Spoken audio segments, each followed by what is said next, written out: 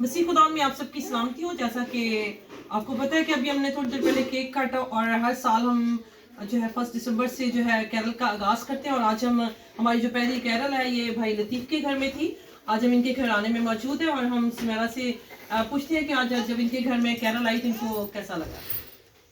आप सबको मेरी तरफ से सलाम। हमें बहुत अच्छा लगा कि हमारे घर में पास्टर जी आए हैं। पहले हमारे यहाँ पे नहीं होती थी ये कैरल, लेकिन ये जब से हम इनके साथ अटैच हुए हैं तो ये कैरल का आगाज़ हुआ है। हमें बहुत अच्छा लगता है। और इन्होंने हमें जो आज मैसेज दिया सुलह का पैगाम, हमें चाहिए कि हम इस क्रिसमस के मौका पर जिनसे नाराज़ उनसे सुलह करें और खुदावंद इसी सुलह के वसीला से हमें बरकत देगा। आमीन। बिल्कुल हमें बहुत खुशी हुई है। जी आप भी कुछ कहना चाहेंगे? चैनल देखने वालों के लिए कुछ पैगाम दिया। हम सब एडवांस में हम आप सबको हमारी तरफ से मैरी क्रिसमस और एंड हैप्पी न्यू ईयर।